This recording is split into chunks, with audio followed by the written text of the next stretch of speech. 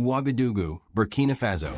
In one of the most shocking revelations in Burkina Faso's recent political history, confidential documents obtained exclusively by our investigative team reveal that Lieutenant Colonel Mamadou Bamba, considered the right-hand man and most trusted confidant of President Ibrahim Traoré, not only betrayed this trust in a cowardly manner, but orchestrated one of the most calculated and cold-blooded coup attempts ever recorded in the country. Before we begin to reveal one of the most shocking betrayals in African political history, I need you to do one very important thing. Subscribe to the channel right now and turn on your notification bell. Why? Because what you're about to learn about the coup attempt in Burkina Faso will leave you speechless. And you don't want to miss any of the upcoming episodes of this explosive investigation. Click subscribe, turn on notifications, and prepare to learn the shocking details of how one trusted man tried to completely destroy an entire country's democracy. Let's get started. The discovery of this brutal betrayal occurred in the early hours of a Tuesday that will never be forgotten in Burkinabé history. While Ibrahim Traoré slept peacefully in the presidential palace of Kosiam, fully trusting in the loyalty of his closest men, Mamadou Bamba was coordinating the final details of a diabolical plan that aimed not only to remove him from power, but also to physically eliminate any resistance to the new regime he intended to establish. What we discovered goes beyond a simple coup attempt. It was a plan for total annihilation of the country's democratic leadership, revealed a high-ranking intelligence source, whose hands visibly trembled while leafing through the seized documents. Bamba didn't just want to seize power. He wanted to completely destroy any possibility of resistance. Records intercepted by the General Directorate of State Security, DGSE, show that the conspiracy began to be conceived at least 6 months ago, exactly when Traoré demonstrated his greatest trust in Bamba by appointing him Chief of Staff of the Presidential Cabinet. In a cruel twist of fate, it was precisely this position of extreme trust that allowed the traitor access to all the information necessary to plan the destruction of his benefactor. Ibrahim treated Mamadou like a brother, recounted Adjutant Sankara Ouagadougou, a Presidential Guard veteran who witnessed numerous meetings between the two men, with tears in his eyes. They were two childhood friends who grew up together in Djibo, in the north of the country. Traoré trusted him more than his own family. Seeing this betrayal, it's something that breaks the heart of anyone who believes in loyalty and honor. The first sign that something was wrong emerged 3 weeks ago, when military intelligence communication operators intercepted an encrypted phone conversation between Bamba and an individual later identified as Major Yakuba Sawadogo, commander of a Special Forces unit based in Kaya. In the recording, obtained through French interception technology, Bamba is heard saying, "The moment has come. Ibrahim has become too weak to lead this country. It's time for real men to take control." But it was a discovery of a handwritten document in Bamba's own handwriting that revealed the true extent of his betrayal. The paper, found in a secret safe in his official residence, contained a detailed list of targets for elimination, including not only Ibrahim Traoré, but also his wife, his 2 minor children, and even his 78-year-old father, who lives in a rural village near Djibo. When we read that list, we were all in a state of shock, admitted Colonel Celestin Simpour, Armed Forces spokesperson, his voice choked with emotion. We weren't dealing with just a traditional military coup. It was a plan for total extermination of the presidential family, something unprecedented and unacceptable in our political culture. Bamba's operation had been baptized by the conspirators as Operation Total Cleanup, a name that, according to investigators, perfectly reflected the group's genocidal intentions. The plan envisioned not only seizing power, but the systematic elimination of all Traoré supporters, including ministers, transition deputies, community leaders, and even journalists considered sympathetic to the current government. Technical documents seized show that Bamba had meticulously studied Traoré's personal habits, including his sleep schedules, travel routes, preferred meal locations, and even the presidential family's medical security protocols. He knew every movement, every breath of Ibrahim, said an investigator, clearly disturbed by the level of detail in the conspiracy. The most disturbing discovery was a detailed map of the presidential palace, drawn by Bamba's own hand, with precise annotations about the location of security systems, escape routes, and surveillance blind spots. On the back of the map, an annotation in Arabic read, "Allah will forgive our sins when we cleanse this land of the traitors to the homeland." Seeing that map was like receiving a punch to the stomach, confessed a presidential guard officer who participated in the search and seizure operation. We realized that for months, while we greeted Bamba with respect and admiration, he was studying each of us, calculating how to eliminate us most efficiently. The investigation also revealed that Bamba had used his privileged position to photograph ultra-secret documents related to anti-terrorist operations in the north of the country, materials he planned to sell to jihadist groups as a way to finance his consolidation in power. Among the photographed documents were intelligence reports on terrorist movements, military base locations, and even names of informants infiltrated in extremist cells. This goes beyond political betrayal, declared Defense Minister General Barthélemy Simphor, with visible indignation in his expression. We're talking about high treason against the homeland, collaboration with the enemy, and endangering the lives of hundreds of our soldiers who fight terrorism on the northern and eastern borders. Bamba's calculating coldness is revealed in seemingly insignificant but deeply disturbing details. Investigators discovered that in the last 2 months, he had begun asking apparently innocent questions about the health of Traoré's children, about the children's school schedules, and about the drivers responsible for taking them to classes. Now we understand he was collecting information to kidnap the children as a way to pressure Ibrahim to resign, explained a source from the Ministry of Internal Security. The last meeting between Traoré and Bamba, which took place on the Monday before the conspiracy was discovered, was described by witnesses as normal and cordial. The president had even praised Bamba's work and mentioned the possibility of promoting him to colonel in the coming weeks. Ibrahim was literally planning to reward the man who intended to assassinate him a few hours later, sadly observed a presidential advisor who witnessed the conversation.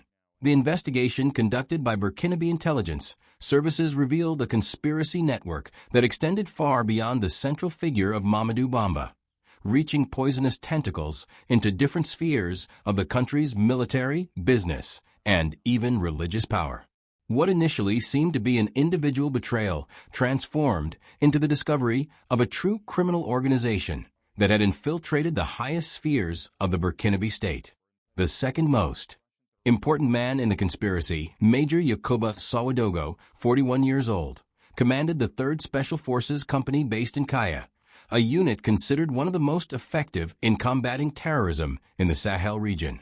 Sawadogo, who had received specialized training in the United States and France, used his impeccable reputation and proximity to elite soldiers to recruit some of the best fighters in the Burkinabé army for his sordid cause. Yakuba was respected by all of us. He was a brave officer who had participated in dozens of operations against jihadists, recounted Sergeant Major Ibrahim Traoré, who served under Sawadogo's command for 2 years. When he began talking about the need for changes in the country's leadership, we thought he was referring to improvements in military equipment or combat strategies. We never imagined he was recruiting soldiers for treason. Documents seized at Sawadogo's house reveal that he had promised exceptional promotions and substantial financial rewards to military personnel who joined the conspiracy. Among the incentives offered were immediate promotions, tripling of salaries, houses in upscale neighborhoods of Ouagadougou, and even overseas studies for the conspirators' children.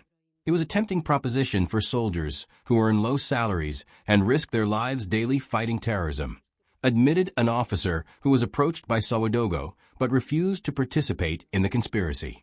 He knew exactly how to exploit the legitimate frustrations of military personnel for his own criminal ends. The third central figure of the conspiracy, businessman Moussa Tapsoba, owner of the private security company Sahel Protection Services, had been contracted multiple times by Traoré's own government to provide security at official events and escort foreign authorities. Tapsoba used this privileged position to map government security protocols and identify vulnerabilities that could be exploited by the coup plotters. Moussa had access to information that not even some ministers possessed, revealed a source from the Ministry of Internal Security. His company provided security services for embassies, international organizations, and even for the presidency of the Republic itself. He betrayed not only the government's trust, but also compromised the security of dozens of diplomats and international officials.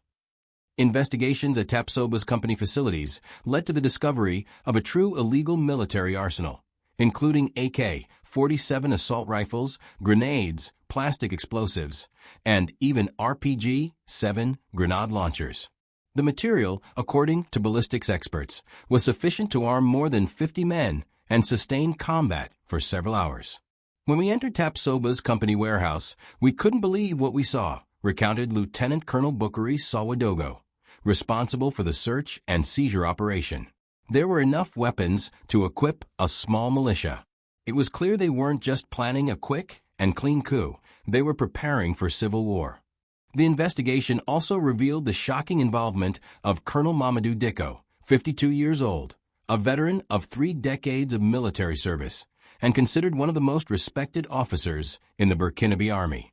Dicko, who commanded the military garrison of Bobo Dioulasso, the country's second-largest city, had been tasked with neutralizing any government resistance in the western region during the coup's execution.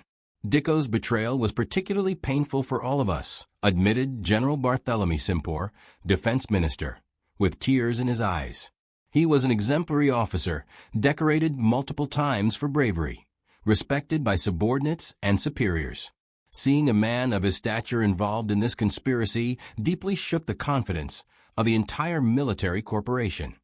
Documents found in Dicko's private office show that he had elaborated detailed lists of officers considered loyal to Traoré's regime in Bobo Dioulasso, with annotations on how to neutralize them during the coup's execution. Among the most disturbing annotations was a plan to arrest the families of these officers as a way to guarantee their passivity. Dicko had identified 23 officers who should be preventively arrested, explained a DGSE investigator. But the most shocking thing was discovering that he planned to use the wives and children of these men as guarantee to avoid resistance. It was a cowardly and inhumane plan.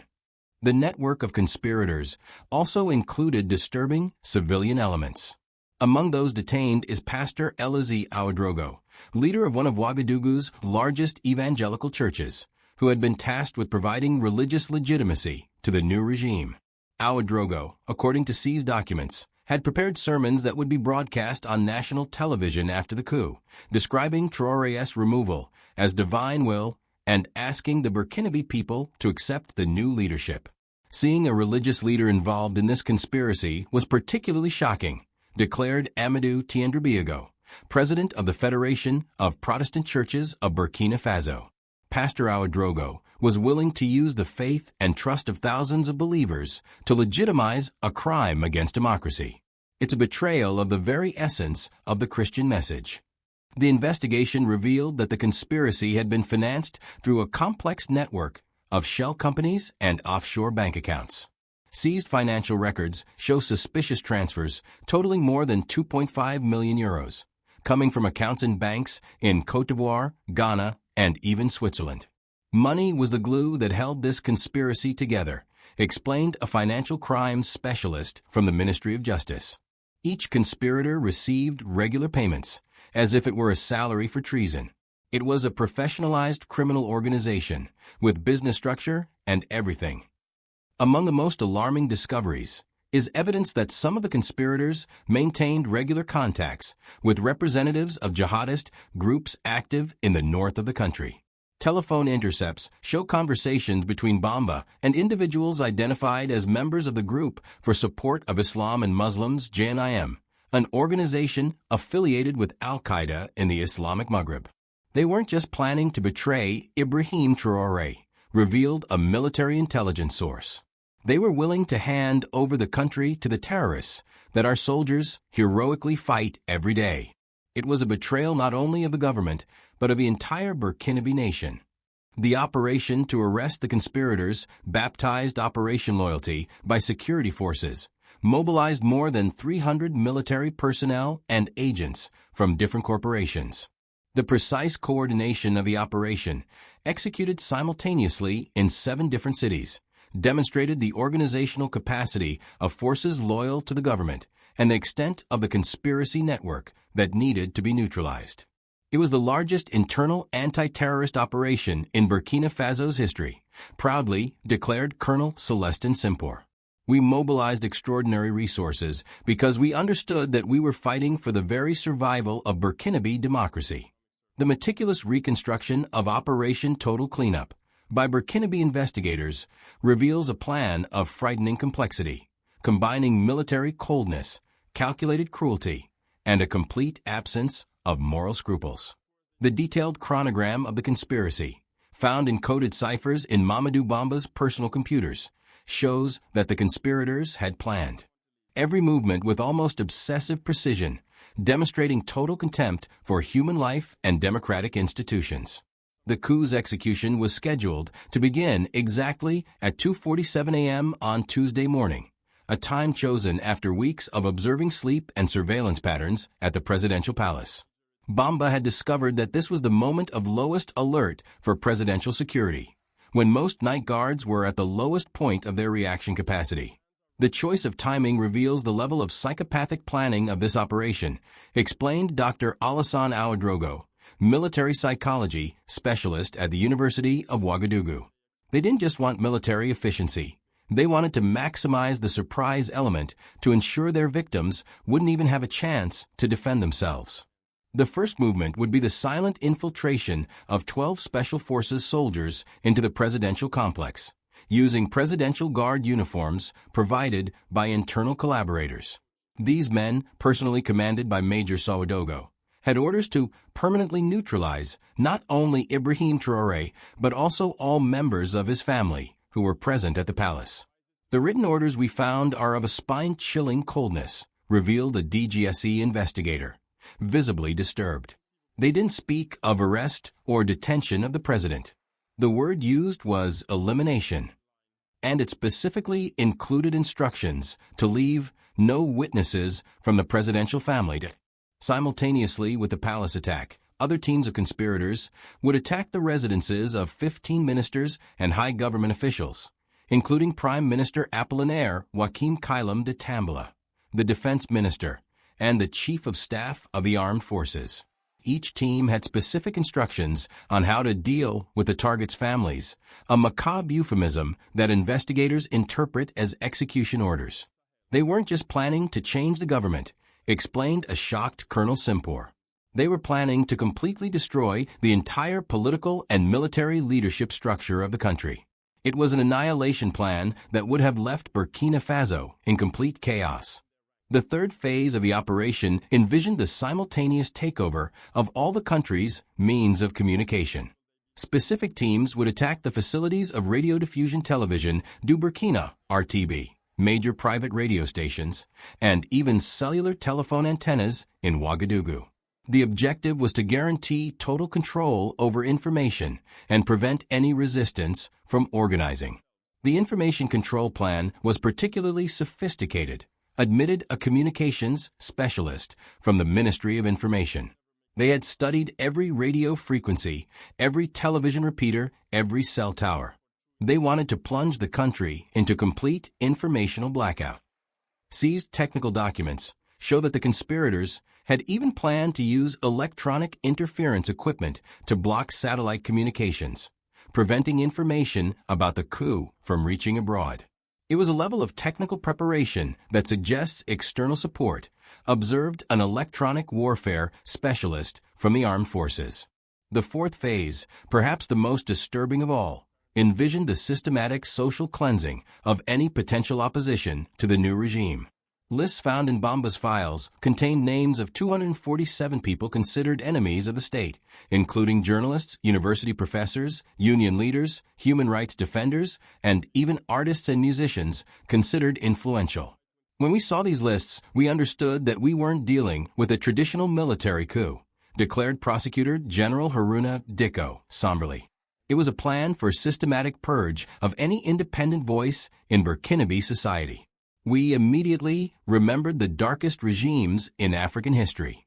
Among the names marked for elimination were respected figures like writer Norbert Zongo Filho, human rights lawyer Chrysogon Zugmore, traditional singer Hawa Bussam, and even popular comedian Yamba Elazi Ouedraogo. They wanted to silence any voice that could inspire resistance to the regime, explained an investigator. Particularly shocking was the discovery that the conspirators had planned to use improvised concentration camps to detain relatives of people on the elimination list.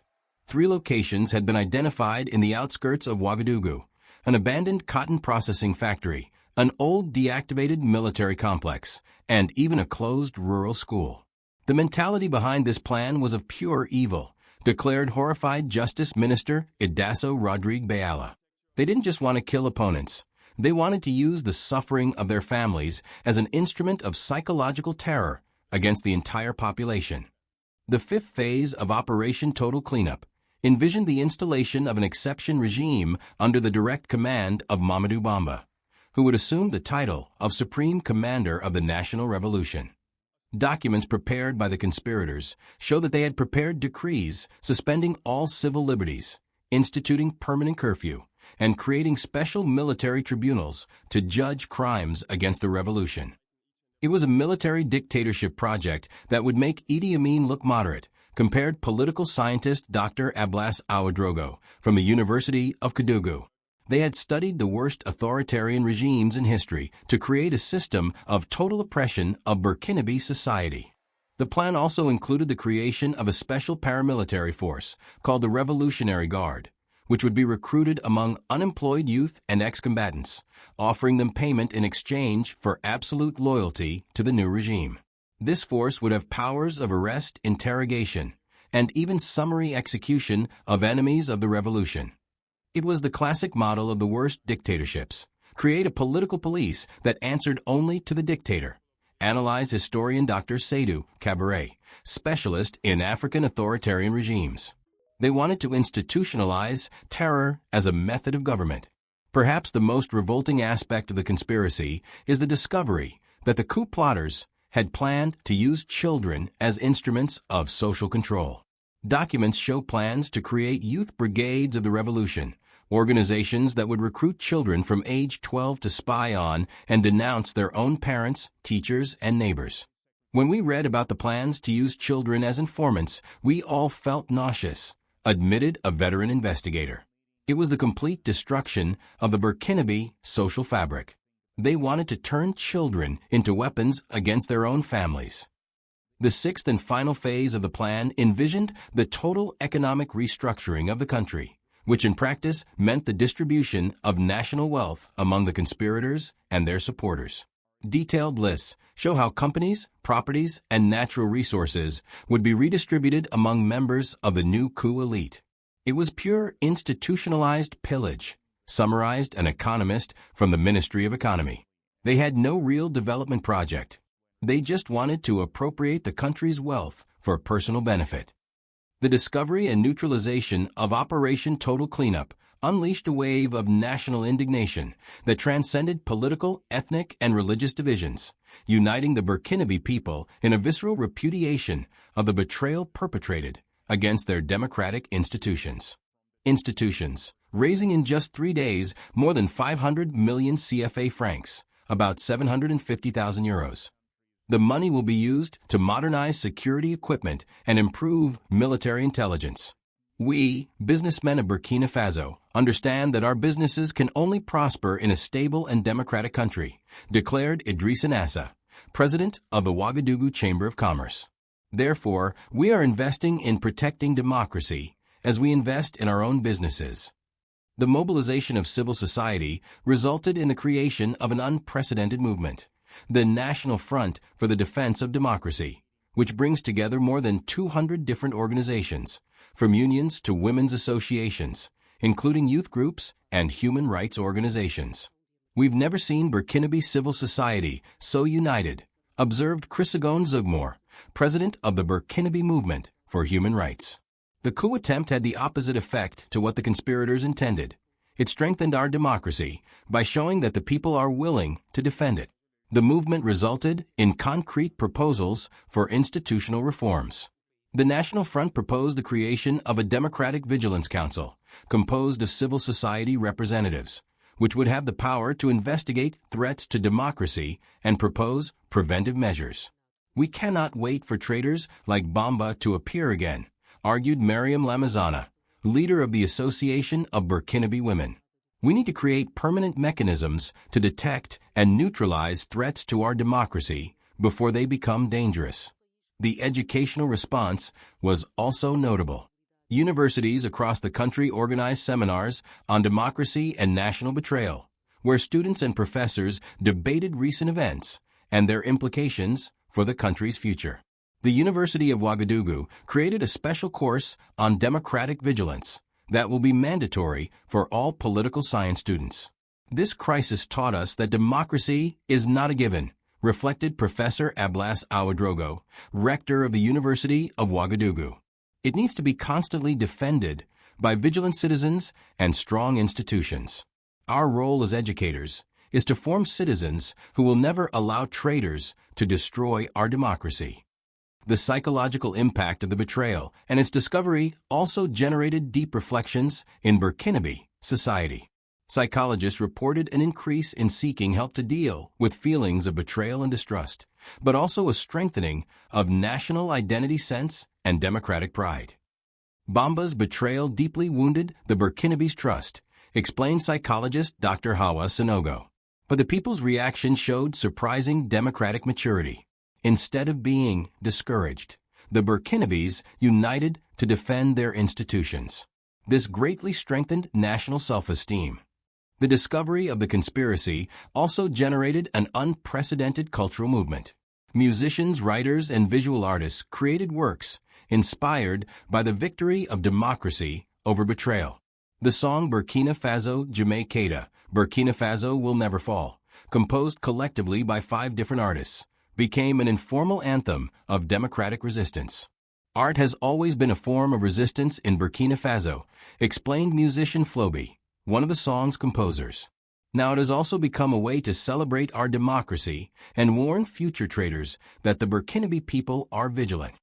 The movement of rejection of betrayal extended even to social media, where hashtags like hashtag Burkina Faso is not for sale and hashtag death to traitors became trending topics not only in Burkina Faso, but throughout West Africa.